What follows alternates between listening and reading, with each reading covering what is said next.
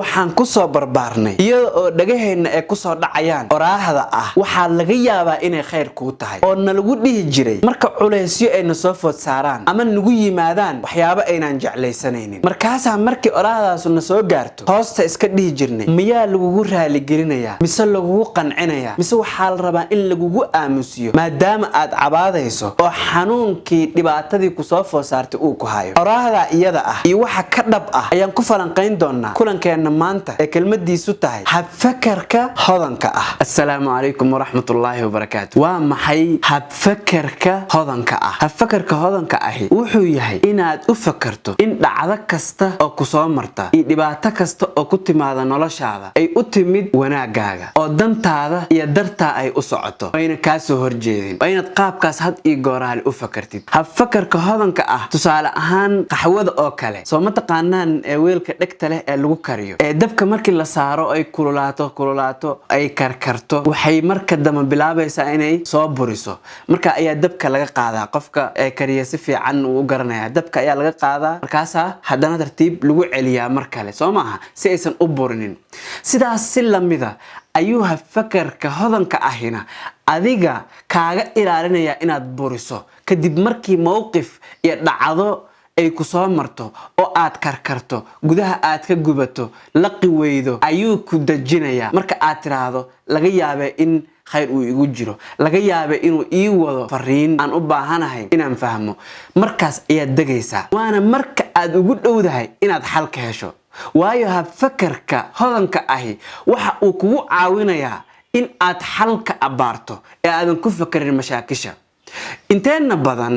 waxaan ku fakarnaa markii dhibaato iyo dhacdo xun soo marto xumaanteeda maxaa keenay waxaan sidee waxaan u dhaceen dhibaatada ka dhalatay maxay tahay iyo waxyaabaha la midka ah intaas ayaan xooga saarnaa kuna jeednaa laakiin marka aad hanato habfakarka hodanka ah waxaad bilaabaysaa inaad tiraahdo okay dhinacee wanaagsan ay dhacdadaani leedahay sidee ugu wanaagsan ee aan uga bixi karaa dhibkan maxaa ila gudboon oo hadda aan samayn karaa iyo waxyaabaha la midka ah kaliya waxay ku imaan karaan marka aad u aragto in dhacdadani ay dantaa tahay marka aad u aragto in daraada waxani u dhaceen oo yihiin wax adiga ku caawinayo ku xoojinayo habfakarka hodanka ahi waa inaad u fakarto in dhacdadan dhacday ay imtixaan ka qaadayso ama tijaabinayso awoodahaaga tijaabinayso dulqaadkaaga iyo sabarkaaga tijaabinayso aragtidaada iyo fahankaaga tijaabinayso sida ugu sahlan ee aad mashaakisha ku soo martaa xal ugu heli karto in dhacdooyinka dhacaya ee na soo maraya qaarkood dhibaato leeyihiin ay dhaafi noogu jirto danteennana ay u dhacayaan waxaa tusi kara sida suuratu tawba ay tilmaantay markii laga hadlayay nabi maxamed sallallahu alayhi wasallam iyo munaafiqiintii waxa kala qabsaday oo iska dhigayeen inay dhinac ka yihiin masiiradan socota iyo horumarkan iyo khayrkan ummadda la doonay dhinac inay ka yihiin ayagoo sida dhabta ah ay ahaayeen kuwa luqaafo ku ahoo qasaya oo lugta u dhigaya ilaahay wuxuu leeyahay hadday rabaan inay baxaan oo idin raacaan horay isu diyaarin lahaayeen laakiin Allah ka hoday bixidoodo dad luqaafaa weeyaan marka aayaduhu markay soo socdaan oo ay tilmaamaan in hadday xataa bixi lahaayeen fidna iyo dhibaato ay ka shaqayn lahaayeen ba Allah subhanahu wa ta'ala wuxuu leeyahay laqad ibtaghaw alfitnata min qablu horay idin soo fidneeyeen horay idin luqaafayeen dhibaatooyin iyo dhacdooyin wanaagsanayeen bay idin la maageenay maleegeen waqallabu lakal umura meeshan u socda meeshan weey waqallabu lakal umura nabi maxamed ugu leeyahay waxay ku gadiyeen arrinka adiga ku gadiyeen yani dantaada u gadiyeen sida adigu rabtid way macnaha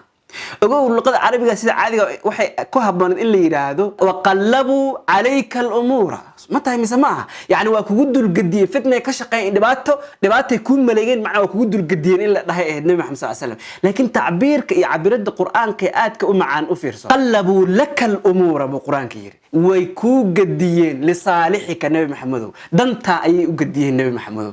marka marar fara badan waxa laga yaabaa in dhacdooyinku soo mar aad u malayso in inay adiga dibindaabyo kugu tahay. laakiin marka aad qaabka quraanka wax u fahanto waxaad arkaysaa in dhacdooyinkani sidoodaba yihiin wax dantaada oo adiga lagu gadinay, ama waxa lagu baro ama kor ha lagu qaado, shaqa lagu diiday, midaan laga soo eriyay. waxa laga yaabaa in uu leeyahay in la dhaqaajinayo dhiigaaga oo imkaaniyaadkaaga iyo qudraadkaaga iyo awoodahaaga inta la dhaqaajiyo laga yaabo inaad mashruuc furataba, ganacsi aad yeegaleesho oo aad meeshaas badantinimadii iyo xornimadii maaliyadeed aad ka bilowdo meesha iyada ah. marka ha u malaynin dhacdooyinka dhacayay kulligood inay adiga ka soo horjeedaan, kugu sameynayaan xad macnaha ku taakeynayaan oo ay maaragtay ku diidan yihiin horumarka. ee qaabkan quraanku tilmaamay had iyo goor u fakar. waa maxay marka sida ugu sahlan ee ku heli karno qaab fakarka hodanka ah ama batoonka aad taaban karno?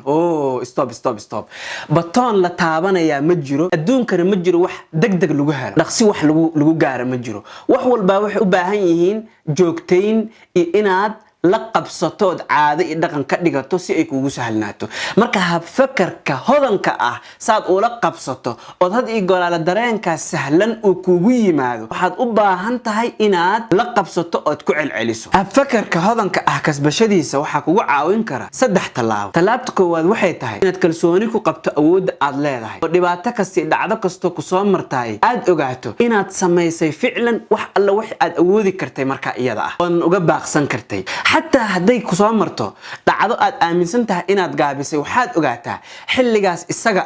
دعادو دعيسي وحكوب فرنا سمين كرتي وات سميسي هدي ربتبا أجال كإيو فهم كهكوي رادو أنا واحد أنت بدن مركوا إناد ترى هذا مع سند محمد ما شاء الله وحد سمين كرتي وات سميسي حد محاكوله قد بنو سمين كرتا سيس وجه كرتا دعادان إيدا قضب كلابات أكو عاون كرا حب فكر كهذا كأهوه يا السجنا إناد فيرسه هرير حاجة إن عيدا هذا بالفيري maxaa kugu hareeraysan dad kugu hareeraysan sidee yihiin deegaanka iyo environment-igi bi'ada kugu hareeraysan waa sidee ma mid hore ku riixaysa oo ku dhiirigelinaysa oo ku taageeraysa oo ku tabantaabinaysa miya mise waa mid ku taakeynaysa oo ku taranturinaysa oo gadaal fiir ku dhahaysa fiir waxa soo sameyn jirtay meeqa goora gaftay meeqa goora khaldantay meeqa goora saan noqot ku dhahaysa sida qaabkii fircoon oo kale qaab fircoon aan u aqaana oo nabi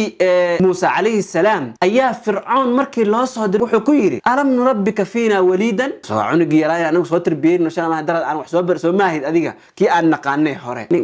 النبي موسى وصور مريء أو واحد بدل بدلي أو رسالة النبي رسالة إلى سبحانه وتعالى وحنبار سنية هاي أو فرين الله وكسيده ما بالله ملايبه وحكى سيد درن وحيري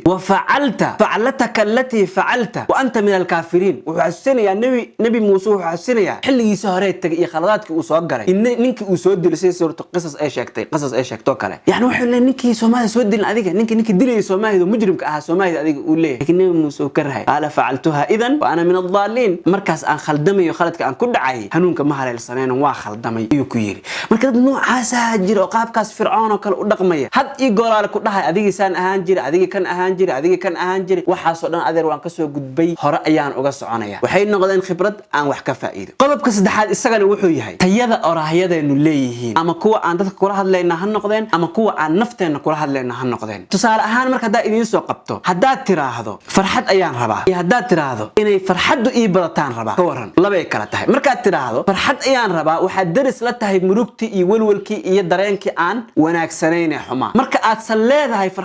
farxadu inay ii badataan rabaa waxa daris la tahay dareenka san ee wanaagsan marka aqligu wuxuu leeyahay shaqshaq ayuu leeyahay filter ayuu leeyahay aqligu ku kala filter gareynay marka wuxuu u fahmayaa oo tiraahdo farxad ayaan rabaa macna qofkan murug ay daris murugtii walwalkii waxyaabihii la jaan qaadaya ayaa ku soo dhawaanaya oo caalamkaaga iyo deegaanka environmentkaaga ku soo noqonaya kuwa xaadir ku ah meesha aad hadaad tiraahdo inaan aad u sii farxaan rabaa in farxadu ii badataan rabaa uu u fahmay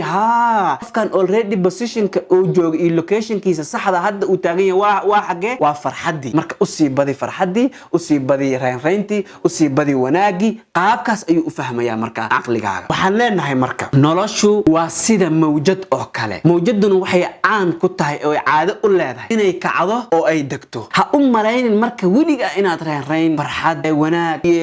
si wanaagsan positive energy kulli inaad ku jirayso weligaa maya mar baad soo degaysaa waxaad garataa qaabka aad ula dhaqmi lahayd marka mawjadu ay soo degto wixii aad samayn lahayd oo aad ku dhaqaaqi lahayd markii mawjadu ay soo degto dareemahaaguna hoos ay noqdaan oo ha ku yaabin hana ku nixin oo ha ku dhixin